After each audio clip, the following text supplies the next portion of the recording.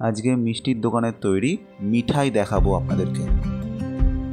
প্রথমে ডালটা গরম করতে দেওয়া হয়েছে, বনস্পতি ঘি, বেসম 1 কেজি।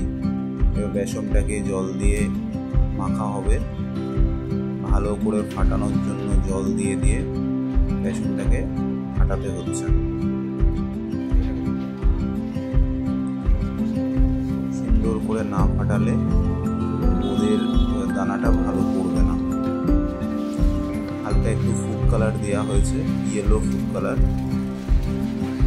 তাহলে রংটা ঠিকঠাক থাকবে, আর না হলে একটু ফ্যাকাশে টাইপের হয়। এইবার বোঁদে ঝাড়া হচ্ছে গরম তেলে। বোঁদে এবার দেখতেই পাচ্ছেন, এবার বোঁদে ঝাড়া হচ্ছে। বোঁদে ঝাড়া হয়ে গেলে বোঁদেটা ভাজার পর বোঁদেটাকে ছেঁকে তোলা হচ্ছে। ছেঁকে তোলা হয়ে গেল। ওপরে একটু 3 কেজি চিনি দেওয়া হয়েছে। কড়াইতে জল দিয়ে চিনিটা এখন ফোটানো হচ্ছে। ফুটিয়ে যখন গাঢ় রস তৈরি হয়ে যাবে, তারপরে এবার ভাজা বোঁদেগুলো সব দিয়ে দেওয়া হলো কড়াইতে। আস্তে আস্তে নেড়ে যখন রসটা পুরো মাখো মাখো হয়ে যাবে, তখন দেখুন বোঁদেটার অবস্থা কি সুন্দর হয়ে যায়। এবার ঠান্ডা হওয়ার পর